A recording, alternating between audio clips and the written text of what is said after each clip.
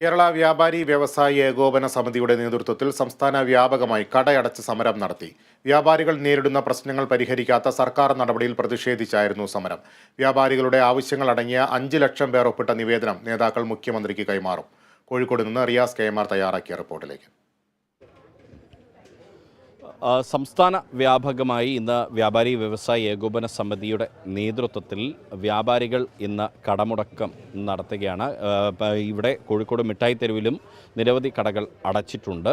ഇത് പ്രത്യേകിച്ച് ഈ പ്ലാസ്റ്റിക് ഉൽപ്പന്നങ്ങളുടെ പേരിൽ ഉദ്യോഗസ്ഥർ പരിശോധന നടത്തിയും പിഴ ഈടാക്കിയും വ്യാപാരികളെ ബുദ്ധിമുട്ടിക്കുന്നു. ഒപ്പം തന്നെ ഇപ്പോൾ ട്രേഡ് ലൈസൻസിൻ്റെ ഉൾപ്പെടെയുള്ള ഫീ വർധനവ്, കൂടാതെ ലീഗൽ മെട്രോളജിയുമായി ബന്ധപ്പെട്ട കാര്യങ്ങളിലുള്ള ഫീ വർധനവ് തുടങ്ങിയ കാര്യങ്ങളിലെല്ലാം തന്നെ വലിയ വർധനവ് അധികൃതർ വരുത്തിയിരിക്കുന്നു എന്നുള്ളതിൻ്റെ ഒരു പ്രതിഷേധ സൂചകമായി കൂടിയാണ് വ്യാപാരി വ്യവസായി ഏകോപന സമിതിയുടെ നേതൃത്വത്തിൽ ഇത്തരത്തിലുള്ളൊരു കടയടപ്പ് സമരം നടക്കുന്നത്.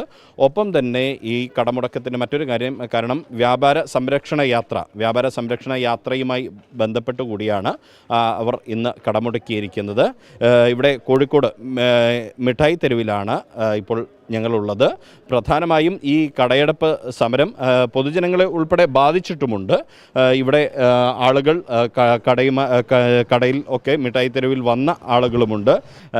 ഇന്നിപ്പോൾ വ്യാപാരി വ്യവസായി ഏകോപന സമിതിയുടെ നേതൃത്വത്തിലാണ് ഇന്ന് ഇത്തരത്തിലൊരു കടയടപ്പ് സമരം സംസ്ഥാന വ്യാപകമായി നടക്കുന്നത്. മാത്രമല്ല, വ്യാപാരി വ്യവസായി ഏകോപന സമിതിയുടെ വ്യാപാര സംരക്ഷണ യാത്രയുടെ ഒരു സമാപനം കൂടി ഇന്ന് നടക്കുന്നു. അതിൻ്റെ ഭാഗം കൂടിയാണ് ഈ കടയടപ്പ് സമരം. സാധാരണക്കാരെ എങ്ങനെ ബാധിച്ചു എന്നുള്ള കാര്യം ഇവിടുത്തെ ജനങ്ങളിൽ നിന്ന് തന്നെ നമുക്ക് ചോദിച്ച് അറിയേണ്ട ഒരു കാര്യമാണ്. അക്കാര്യം നമുക്ക് ചോദിക്കാം.